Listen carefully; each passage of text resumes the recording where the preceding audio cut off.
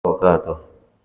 Bismillah walhamdulillah wassalatu wassalamu ala sayyidina Muhammad ibn Abdullah al-qa'im bihuquqillah adada ma fi ilmillah salatan daimatan bidawami mulkillah wa ala alihi wa sahbihi ma daqatillah wa farjahallah amma ba'du. Qalu subhanaka la ilma lana illa ma 'allamtana innaka antal alimul hakim wa la haula wa la quwwata illa billahil aliyyil azim. Rabbi shrah li sadri wa yassir li amri wahlul 'uqdatam min lisani yafqahu qawli. Rabbi shrah li sadri wa yassir li amri wahlul 'uqdatam min lisani yafqahu qawli. Rabbi shrah li sadri wa yassir li amri wahlul 'uqdatam min lisani yafqahu qawli bi jahi sayyidina Muhammadin sallallahu alaihi wasallam. Ila hadratin Nabil Mustafa Rasulillah sallallahu alaihi wasallam, ila hadrati azwajihi wa dzurriyyatihi wa qarabatihi wa libaitihi wa usulihi wa furuhi, wala hadrati ashabil kiram, wala hadrati a'immatil mujtahidin, wala hadrati jami' awliya'illahi ta'ala radhiyallahu ta'ala anhum, wala hadrati Sya'bi Abdul Mu'ti Muhammad Nawawi bin Umar Al-Jawi, wala hadrati Syekh Ahmad As-Sayyid Ahmad Al-Marzuqi Al-Maliki, wala hadrati abaina wa ummahatina wa ajdadina wa jaddadina wa amamina wa ammatina wa akhwalina wa khalatina wa ikhwanina wa akhwatina wa qarabatina wa jiranina man habba wa sana ilayna wa dabil huquqi alaina ولجميع مشايخنا ومعلمينا ومدرسينا ولجميع المسلمين والمسلمات والمؤمنين والمؤمنات شيء لله لنا ولهم الفاتحة.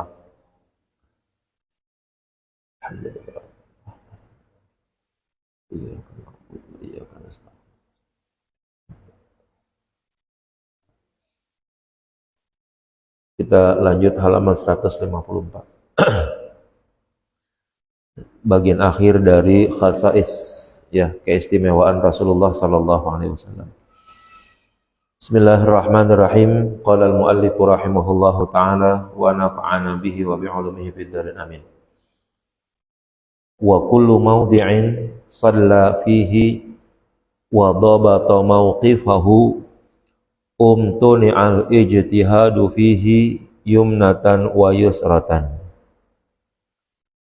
Dan pada setiap tempat yang beliau sholat di sana dan beliau menetapi atau menetapkan posisinya, hukumnya, maka tercegah atau dilarang untuk melakukan ijtihad pada tempat tersebut, ya, baik dari sisi kanan maupun dari sisi kiri. Jadi Rasulullah itu dalam beberapa tempat misalnya itu mensunnahkan, ya, menetapkan sholat-sholat tertentu. Misalnya saja kalau kita umrah tuh, itu ada hadis tuh dia di masjid Quba di sana tuh. Kira-kira artinya siapa yang datang ke masjid Quba sudah dalam keadaan berwudu, lalu dia sholat 2 rakaat, maka pahalanya sama dengan 1 umrah. Ya, mungkin yang pernah umrah coba cek lagi dah. Masih ada fotonya enggak? Foto gitu tempat itu tuh. Hadisnya sih walaupun tidak harus di kitab, enggak harus di pintu masjid, di kitab hadis ada begitu, ya.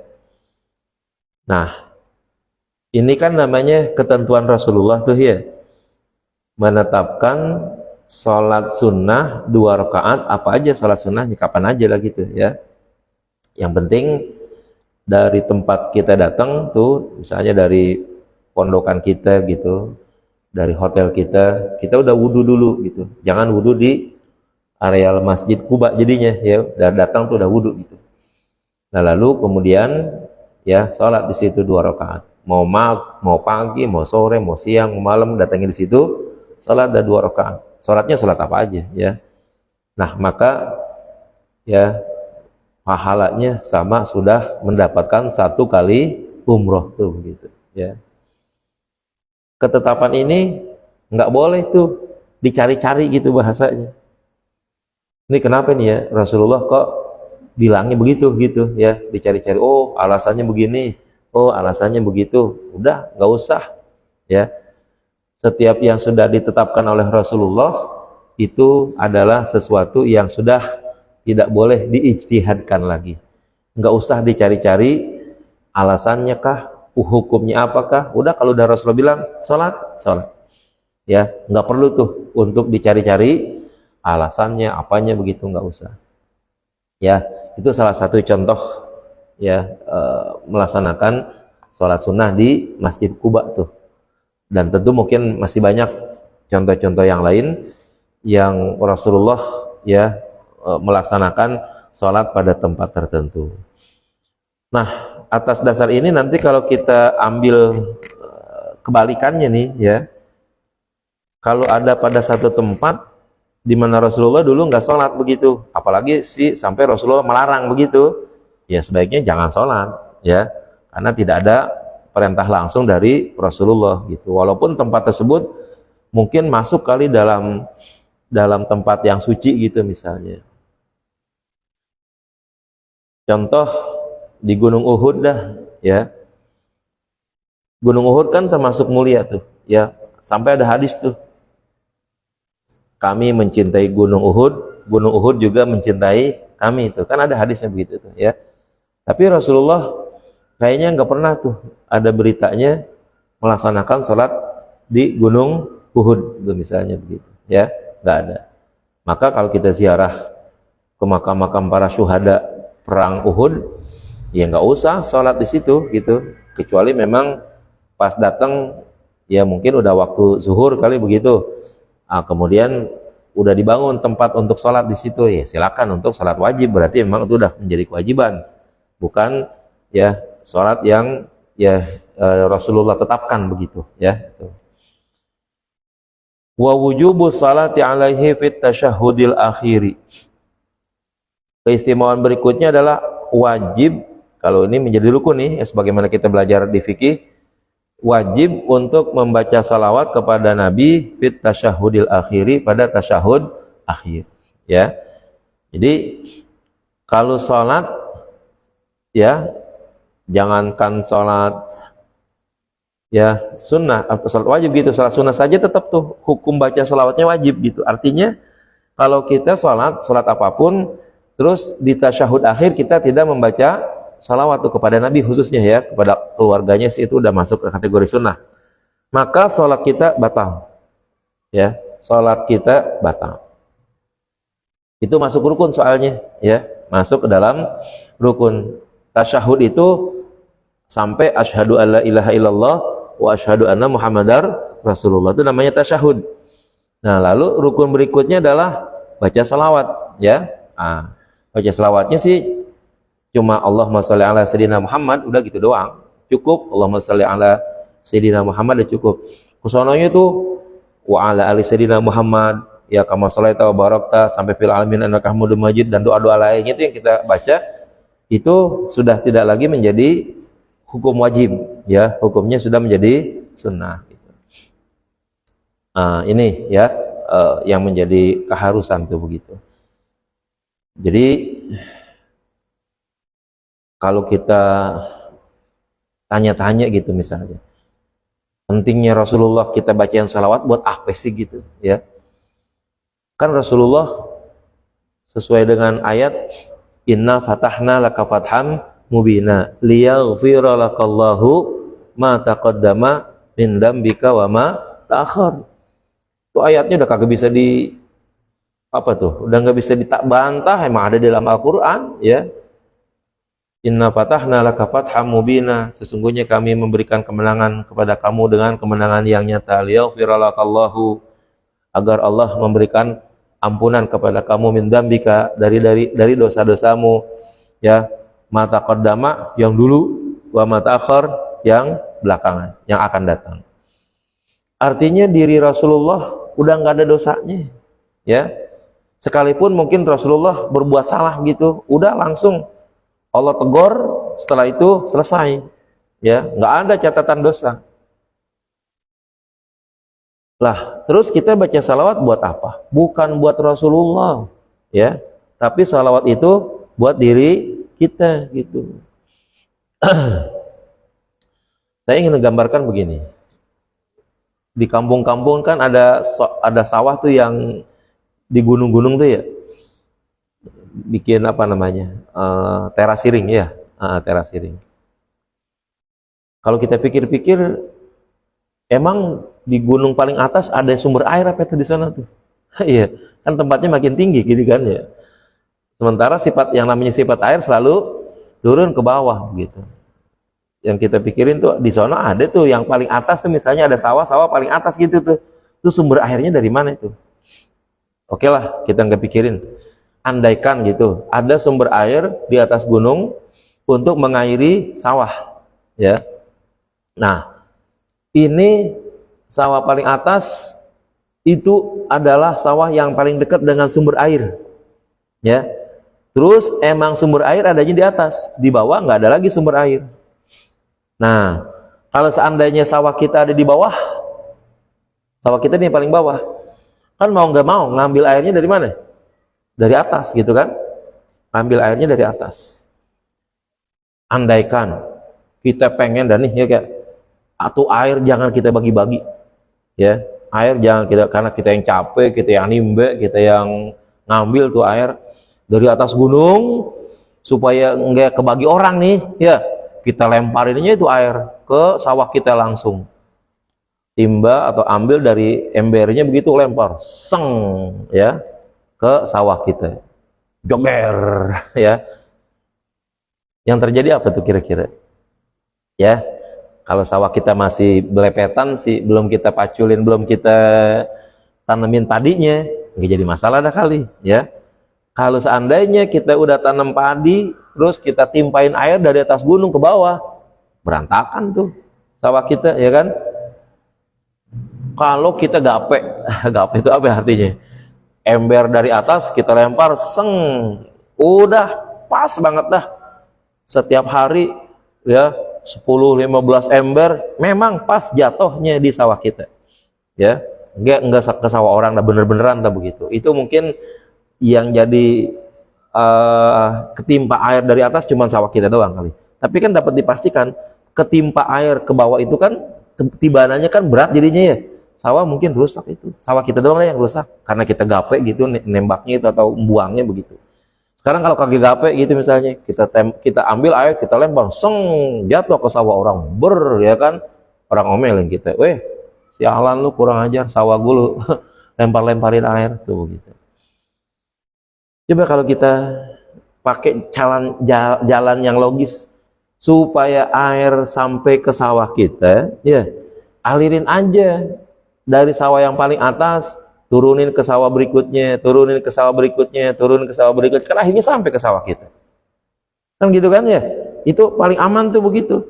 Andaikan sawah Nabi ada di paling tinggi, ya nanti mungkin mengalir kali ke sawah sahabat, mungkin mengalir ke sawahnya tabi'in, mungkin mengalir ke ulama salaf, ke ulama khalaf, terus ya ke guru-guru kita sampai ke kita dah begitu.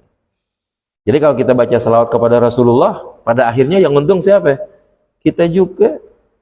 Kita baca salawat itu bukan buat Rasulullah, tapi kita baca salawat buat kita sendiri. Ya. Andaikan Rasulullah ya udah kagak ada yang bacain salawat gitu, misalnya di dunia ini Rasulullah nggak ada yang bacain salawat, kira-kira Rasulullah rugi nggak tuh? Kagak lah, orang udah ada jaminan ya kan. Yang kita tanya nih, yang perlu kita tanya, kita punya jaminan nggak seperti Rasulullah ya, yang disebut ma taqaddama min dzambika liyaghfirallahu ma taqaddama min dzambika wa ma ta'akhkhar. Kita kagak punya itu masalahnya. Kalau Rasulullah mah udah ya ke akhirat dah lenggang kangkung, dia udah aman. Kita tanya diri kita ya, kira-kira kalau kita masuk ke akhirat selamat nggak kita tuh, ya kan? Itu yang jadi masalah. Nah, maka untuk mendapatkan keselamatan yang seperti itu, nah jalan yang paling gampang baca selawat gitu ya. Nah ini ya, maka kita diwajibkan untuk baca selawat. Orang sih bilang baca selawat sunnah ya, tapi kalau udah di dalam sholat, maka selawat itu menjadi wajib, baik sholatnya salat sunnah maupun salat wajib, salat yang fardu begitu. Tetapi kalau kita pelajari baik-baik gitu ya, misalnya dengan kajian usul fikih pada ayat innallaha wa malaikatahu yusholluna 'alan nabi ya ayyuhalladzina amanu sallu alaihi wasallimu taslima. Sallu alaihi wasallimu taslima. Ya. Ayat itu di dalamnya ada amarnya, ada perintahnya. Sallu tu fi'il amar. Ya, dipertegas lagi wasallimu itu perintah keduanya. Salawatlah kamu, salamlah kamu. Salamnya dipertegas dengan maf'ul mutlak wasallimu taslima. Itu begitu. Berarti kan kalau gitu menunjukkan betapa Allah merasa mewajibkan bagi kita dengan perintah tersebut gitu. Ya. Enggak ada dalil sih yang bilang yang mengalihkan ayat tersebut untuk kemudian menjadikan salawat itu hukumnya sunnah. Enggak ada tuh dalil yang mengatakan begitu. Sebab apa? Malah banyak salawat di dalam hadis yang lain itu malah mendukung seolah-olah salawat itu menjadi wajib. Contoh hadisnya nih, akrabun nasi alayya yaumal qiyamah ya manzilan aktsaruhum alayya salatan. Kedudukan manusia yang paling dekat kepadaku pada hari kiamat itu adalah orang yang paling banyak salawatnya, gitu. Ya kan? Itu hadisnya begitu. Artinya kalau begitu ada ayat yang mewajibkan salawat, ya, yang mewajibkan salam kepada Rasulullah. Lalu kemudian pada sisi lain orang yang paling dekat dengan Rasulullah itu adalah orang yang paling banyak salawatnya. Lah kan kalau gitu artinya kalau kita pengen punya posisi dekat dengan Rasulullah, jalan satu-satunya adalah membaca salawat. Terus membaca salawat ada perintahnya, sallu pakai fi'il amr, wasallimu fi'il amr lagi. Ada lagi maf'ul mutlaknya, taslima. Kan berarti double wajib kalau begitu. Bahasa kita tuh wajib kuadrat namanya begitu. Ya wajib kuadrat. Maka yang namanya baca salawat kalau begitu jangan dianggap sunnah, tapi harusnya menjadi wajib. Wajibnya sampai, nah itu ya masing-masing ukur dah ya. Mewajibkan diri sendiri khususnya dalam sholat menjadi wajib ya, tapi di luar sholat juga baca sebagai kewajiban pribadi gitu maksudnya ya. Nggak perlu sih diatur-atur kewajibannya, karena ibadah salawat itu ibadah yang wajibnya mutlaqah, bebas dia ya. Kayak infak, kayak sedekah, perintahnya banyak ya. Alladzina yunfiquna, kan infak tuh jelas-jelas di situ tuh. Alladzina yunfiquna amwalahum fisabilillahi kamatsali habatin ya, kamatsali habatin ambatat sab'a sanabila fi kulli sumbulatin mi'atu habba. Itu infak tuh ya, walaupun nanti di dalam ayat yang lain infak juga artinya zakat gitu misalnya. Tapi kalau dilihat dari bahasanya, kita pakai bahasa real aja dah begitu ya, itu adalah infak. Berarti bukan kewajiban untuk zakat namanya kalau begitu ya. Memberikan nafkah misalnya kepada keluarga, kepada istri, kepada anak, atau kepada orang yang kita tanggung biaya kehidupannya, atau mungkin memberikan biaya kepada yang lainnya lah yang memang kita orang-orang terdekat kita, orang yang kita mau biayai, itu namanya disebut dengan nafkah atau infak gitu misalnya. Itu kan wajibannya tidak sebagaimana zakat ya, zakat idul zakat fitrah, zakat mal, emas, perak ya, zakat ma'din, zakat buah-buahan ya, zakat biji-bijian dan lain sebagainya, jelas itu. Tapi kalau infak bebas-bebas saja. Tapi bukan demikian lalu kemudian apabila kita mengatakan bahwa infak itu adalah ya sunnah gitu misalnya, lalu kita mau ngerjain seenak waduk kita, ya jangan, rugi gitu ya, rugi. Lebih baik kita menetapkan kewajibannya supaya kita tetap mengerjakannya begitu ya, termasuk juga salawat ya. Kalau para kiai itu saya lihat termasuk Syekh Hasyim Asy'ari itu termasuk orang yang melazimkan salawat Jibril tuh ya. Ya mudah-mudahan sih udah pada ngalamin kali, udah pada ngamalin kali salawat Jibril itu ya, dibaca gampang, sallallahu alaihi Muhammad gitu doang ya, sallallahu alaihi Muhammad dibaca setiap sholat 100 kali ya. Ya itu menjadi kewajiban lah, kewajiban pribadi gitu, diwajibin. Kecuali mungkin lagi jadi imam kali gitu, karena memang suasana kita beda dengan suasana yang lain, maka pas jadi imam ya udah jangan baca salawat di waktu jadi imam, tapi nanti selesai sholat ya, misalnya selesai sholat sunnah kita bacain lagi begitu ya, ganti pindah posisinya. Tapi kalau sembayangnya jadi makmum atau sembayangnya salatnya sendiri, habis salat sebelum baca yang lain baca dulu salawat Jibril ya, sallallahu alaihi Muhammad. Kan pendek, sallallahu ala Muhammad. 100 kali itu dibaca, mungkin kagak 2 menit kali. Ya, sallallahu ala Muhammad, sallallahu ala Muhammad, sallallahu ala Muhammad, sallallahu ala Muhammad. Coba nanti dicek deh di YouTube gitu, cari salawat Jibril. Kayaknya banyak tuh ya yang ngamalin gitu, para ulama, para kiai begitu. Kalau bisa sih dapat ijazahnya ya dari kiai mana kayak cari begitu. Wa arada alaihi jamil khalqi min Adam ila man ba'dahu. Ya, semua makhluk akan dihadapkan kepada Nabi min Adam, ya, semenjak Nabi Adam ila man ba'dahu, kepada orang yang sesudahnya, ya. Jadi nanti semua manusia itu harus ngadep dulu dah kepada Rasulullah, ya. Ngelapor dulu kepada Rasulullah di akhirat kelak tuh begitu. Bukan saja umatnya, tapi dari Nabi Adam terus sampai umat-umat yang terakhir. Wa kana la yatatha'abu, ya, dan beliau orang yang tidak pernah nguap. Kita begadang dikit nih, ya. Wah, besok pagi nguapnya nggak boleh ngelihat bantal, ya kan? Wah, uap lagi, ya. Tuh, Nabi nggak ada tuh yang namanya tasa'ab. Wala yazharu minhul ghaitu bal tabtali'uhul ardu, dan tidak pernah nampak dari Rasulullah al-ghaitu, ya, BAB-nya, ya, kotoran besarnya, bal tabtali'uhul ardu, akan tetapi langsung ditelan oleh bumi, ya. Jadi Rasulullah misalnya buang air, di mana aja posisi Rasulullah buang air, udah tuh kotorannya langsung masuk ke dalam bumi, nggak ada sisa-sisanya, ya, nggak ada bekas-bekasnya begitu. Wa man kana fi qalbihi harajun fi hukmihi alaihi yakfuru bihi.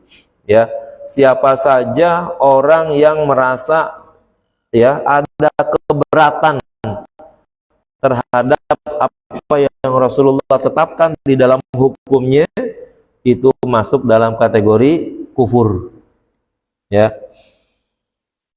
Rasulullah itu kalau dilihat dari sisi hakim, ya, sebagai penetap hukum gitu, al-hakim itu Allah dan Rasul, ya. Kalau yang ditetapkan oleh Allah ada di dalam Al-Quran, biasanya nanti ditegaskan lagi tuh oleh Rasulullah sebagai penegasnya atau sebagai pengurainya gitu, penjelasnya, ya. Kalau ada hal-hal yang tidak jelas dalam ayat Al-Quran, Rasulullah yang menjelaskannya. Paling gampang gini deh, salat wusta, ya, hafizu ala salawati wa salatil wusta, salat 5 yang wajib, terus disuruh jaga salat yang tengah. Mulainya dari mana itu, ya, mulai dari mana aja, maka semua salat bisa jadi di tengah karena salatnya ada 5 ganjil gitu, ya kan. Oke lah, mulai dari subuh, ya, subuh, asar, subuh, zuhur, asar. Mulai dari zuhur, asar, maghrib. Mulai dari asar, maghrib, isya. Ya, mulai dari maghrib, isya, subuh. Ya, semuanya kena jadinya di tengah. Karena nggak ada lebih daripada itu, ya. Maka harus ditetapkan, ya, apa itu salat wusta. Nah, ketetapannya harus dari Nabi kalau begitu, biar orang kagak bikin-bikin sembarangan. Ya, salat wusta apa? Bisa jadi tuh kalau dilepas begitu tuh kepada orang, terserah lu dah, ya kan. Cari aja salat wusta apaan. Wah, setiap orang bisa tuh bikin salat wusta jadinya gitu. Nah, maka keputusannya harus ada pada Rasulullah. Ketika ditanya, "Wa ma salatul wusta ya Rasulullah?" Itu banyak hadis yang populernya itu adalah salatul wusta, salatul asri. Salat wusta adalah salat asar. Udah Rasulullah yang putusin itu, ya. Nah, sekarang nggak boleh bagi kita untuk melawan keputusan tersebut. Nggak boleh di hati kita ada rasa keberatan. Wah, sholat asar, gue lagi capek-capeknya sholat asar, ya kan, tuh, ya kan. Nggak boleh. Kalau kita merasa keberatan dengan keputusan Rasulullah, maka kita dinilai kufur. Yang banyak pakai emas tuh laki-laki. Saya berapa kali tuh ngelihat, ya, lagi akad nikah, ya, laki-lakinya pakai cincin emas yang nanti, ya, biasanya orang kaya nih yang begini nih, ya kan. Nanti pada selesai akad nikah tuh ada tukar cincin begitu, atau pada waktu ngelamar lah banyak juga tuh, ya. Dulu Allah yarham kayak Hibatullah tuh, ya, kalau dia datang ke pernikahan yang nikah pakai cincin emas, ya, sampai acara akad nikah didiemin aja tuh, ya. Tapi pas mau memasuki acara akad nikah, itu dibilang, cincin lu buka dulu katanya. Ya, begitu.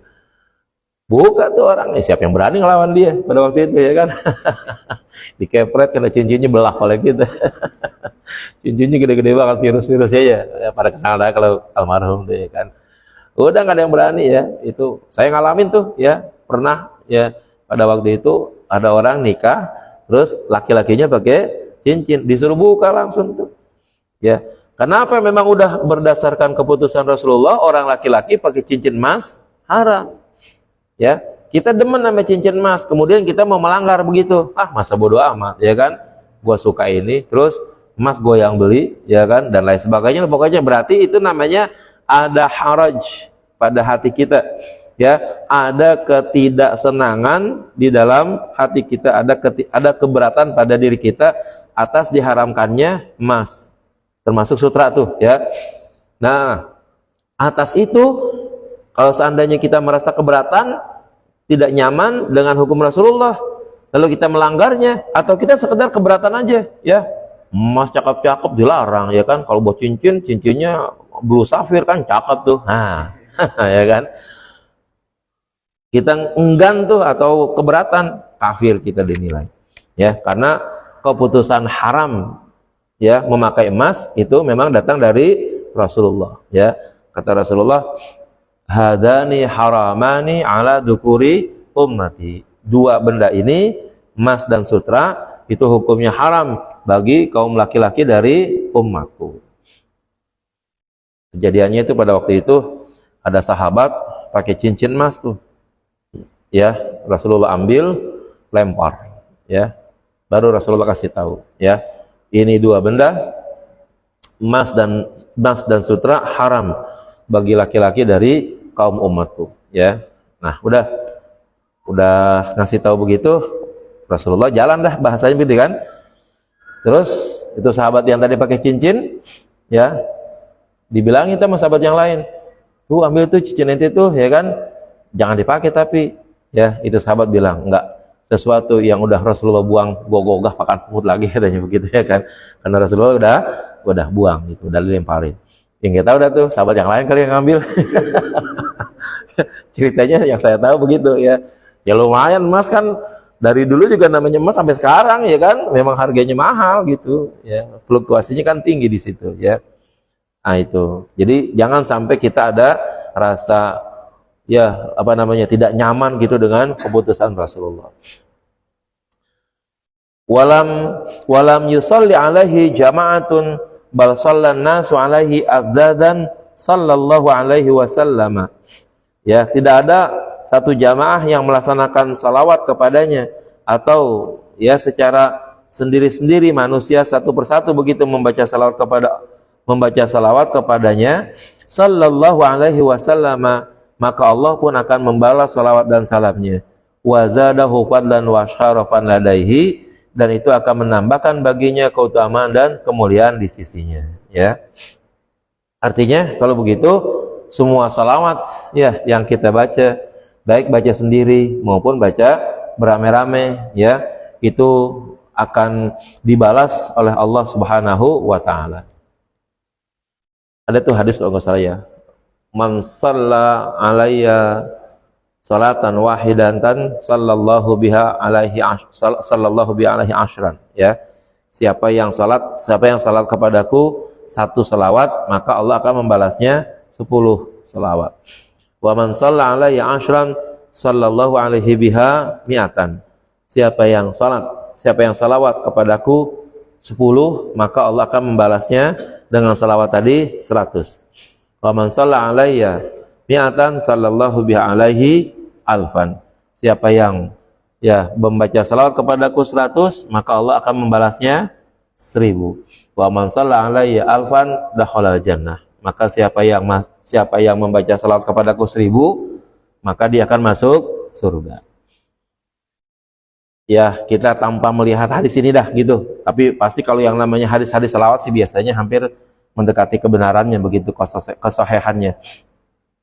Artinya ketika kita membaca salawat, itu yang disebut dengan zadahu fadlan wa syarafan ladaihi, ya Allah akan tambahkan keutamaan dan kemuliaan di sisinya, itu bisa jadi di sisi Rasulullah iya, dan juga di sisi orang yang membacanya juga iya juga.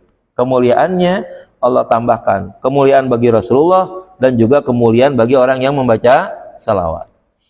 Ya, nah maka ini amal yang paling gampang, amal yang paling penting itu adalah kita membiasakan diri untuk membaca salawat. Kalau bisa sih ya jalan kerja kali itu naik motor gitu sambil ngisi kemacetan ya, istilah dengan membaca salawat. Pulangnya begitu juga ya. Jadi kagak ada mangkal gitu di jalanan. Kita kan mangkal di jalan gara-gara apa biasanya? Macet kan ya? Nah, isi tuh macet dengan baca salawat gitu jadinya. Kelupaan dah pokoknya macet ya kan? Nah, jadi diisi dengan salawat. Nah, ini penting ya untuk kita ya membiasakan diri membaca salawat kepada Rasulullah Sallallahu Alaihi Wasallam.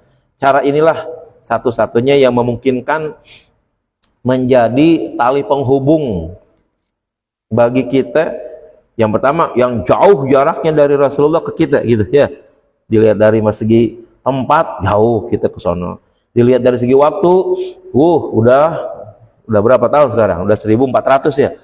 1445 tahun udah. Kan jauh banget dari segi waktu. Terus yang lebih penting lagi dari segi posisi kita sebagai orang biasa aja dah, ya. Kita bukan kiai, bukan ulama, bukan orang pintar, apalagi dilihat lagi bukan dari sisi keturunan gitu ya. Kita bukan keturunan Rasulullah. Maka jalan satu-satunya untuk kita bisa menghubungkan diri kita dengan Rasulullah tidak ada lain adalah dengan membaca salawat. Ada kali ulama yang hebat ya, wah oke lah, sangat memungkinkan dia bisa langsung berhubungan dengan Rasulullah ya. Ada lagi yang hebat siapa? Keturunannya ya, karena dia masih punya darah Rasulullah. Kan enak kalau begitu dia tuh. Lah kita apa kalau gitu? Yang menghubungkan kita kepada Rasulullah apa kalau begitu? Sementara nanti di hari kiamat yang menjadi pemain tunggal ya, segala macam keputusan itu cuman Rasulullah saja ya, yang bisa memulai acara lah, kalau seandainya di sana acara gitu ya kan. Di padang mahsyar tuh pembukaan acara tuh ya, yang buka adalah Rasulullah. Kalau Rasulullah belum memulai, belum. Ya, masuk surga begitu juga. Ya, kalau Rasulullah belum masuk, ya kita nggak bakalan masuk surga gitu. Nah, jadi penghubung kita dengan Rasulullah itu adalah dengan cara kita membaca salawat. Itulah masalahnya ya, kita harus sadar diri kita bukan apa-apaan gitu. Kecuali kita orang hebat banget, oke lah. Dulu di Mekah tuh ada Syekh Yasin ya, Syekh Yasin Al-Fadani. Syekh Yasin bin Isa Al-Fadani, orang Padang tapi menetapnya di Mekah di sana ya, dan dia dijuluki dengan musnidud dunya gitu ya.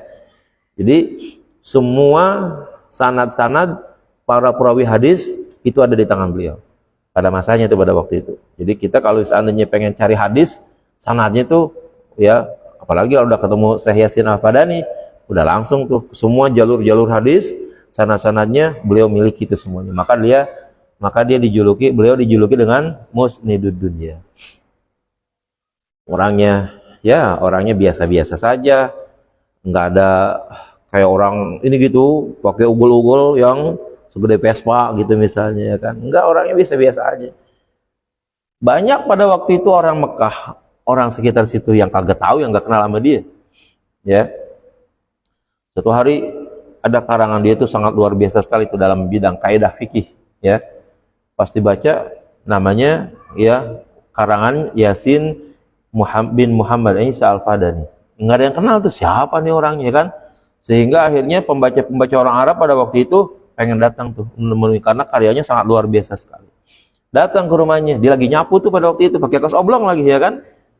Yang lain datang pakai mobil mewah, namanya orang Arab ya kan, bergerembong-gerembong dah dipakai baju. Masuk ke situ. Assalamualaikum, pakai bahasa Arab nih kan. Kami semua datang nih mau ketemu sama Syekh Yasin Al-Fadani. Ada nggak orangnya? Itu orangnya tuh ya kan. Nanya sama orangnya, yang berarti kan kalau nanya sama orangnya kan dikagak kenal itu kan. Nggak kenal. Ada nggak orangnya? Ada, tungguin katanya gitu ya kan. Nyapu terusin dikit lagi.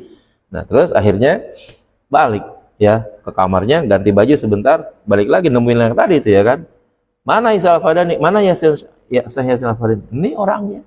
Ya. Berarti pada waktu itu banyak orang yang belum kenal sama dia kalau gitu. Saking sederhananya itu begitu. Yang tahu banyak tuh sekarang tuh itu Said Agil Husain Al-Munawar.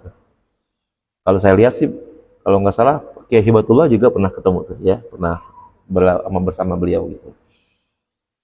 Kalau Said Agil tuh dia pada waktu membuat disertasinya itu pernah tuh ada hadis yang beliau nggak tahu gitu.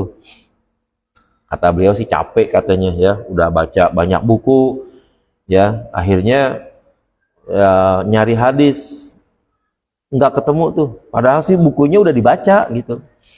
Lalu akhirnya karena kagak ketemu dicari sendiri, ya, akhirnya berwasilahlah kepada Syekh Yasin Al-Fadani. Datang ke situ, lalu ditanya temannya Syekh Yasin, mau ngapain kemarin, ya? Ini Syekh, saya ada kesulitan nih mau nyari hadis, ya. Ini hadis atau bukan? Kalau di hadis ada di kitab mana gitu, ya. Syekh Yasin bilang, ya udah, ya, pulang, ntar saya tanya Rasulullah gitu. Kan enteng kalau gitu ya. Ngomong gitu tuh, ya.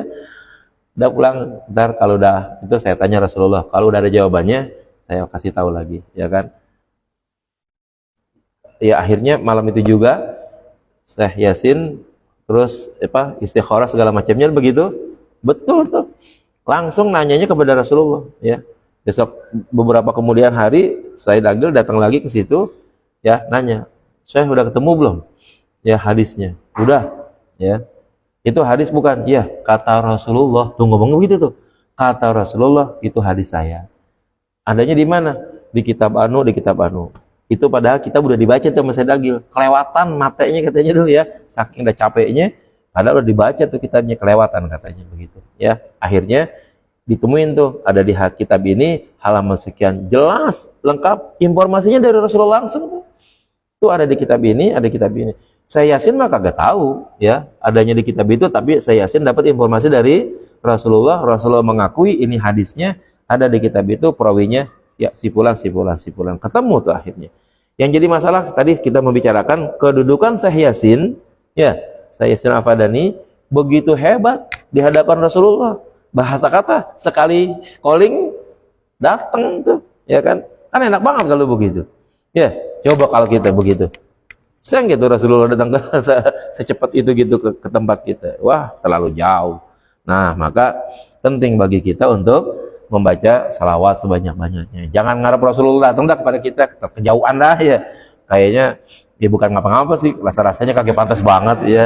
Kita didatangin sama Rasulullah kegedean banget rasanya kita gitu. Yang penting udah dah, ya, sesuai dengan perintah Allah, ya, ada perintahnya, ada apanya segala macam, jalanin aja perintahnya Rasulullah, ya. Perintah Allah juga. Adapun Rasulullah mau datang mah kita kagak tahu dah, ya kan. Itu yang penting kita kerjain dulu, ya. Kalau memang Rasulullah datang, oh sangat luar biasa sekali begitu. Ada nggak yang begitu? Ada, ya. Yang didatangin Rasulullah gara-gara banyak membaca salawat. Itu banyak cerita-cerita para alim ulama yang memang didatangi oleh Rasulullah. Nah, ini penting bagi kita untuk kita, ya, jalani, ya. Jadi pentinglah jangan sampai sehari kagak pernah baca salawat, ya. Jangan sampai ada satu hari tidak pernah membaca salawat. Satu baca dah gitu. Cari dah salawat yang paling pendek apa bacanya begitu. Cari, ya, supaya kita baca salawat, ya. Jangan sampai tidak membaca salawat dalam keseharian itu begitu. Lewat satu hari 24 jam sampai enggak membaca salawat, ruginya luar biasa sekali. Kenapa? Kalau guru sekumpul sih bilangnya, ya, tahu ya guru sekumpul, ya. Nah, dia bilang begini, kalau ada orang udah usianya 40 tahun enggak ketemu Rasulullah, rugi katanya. Ya mungkin kelas dia kali, ya. Kelasnya guru sekumpul gitu. Kita kan lain kelas sama dia, ya kan? Biar umur kita lebih dari 40 juga belum tentu ketemu gitu, ya kan? Tapi kalau saya bilang, kalau ada orang dalam satu hari kagak baca selawat kepada Rasulullah, atuh aja dia kagak baca selawat tuh sehari, itu yang paling rugi dah kalau begitu, ya. Kalau beliau umur 40 tahun enggak ketemu Rasulullah, dianggap rugi. Kalau bagi saya, satu hari enggak baca salawat satu kali, wah, itu satu hari ruginya sangat luar biasa sekali kalau begitu, ya. Karena salawat penting sekali bagi kita begitu. Wallahu a'lam bishawab. Al-Fatihah.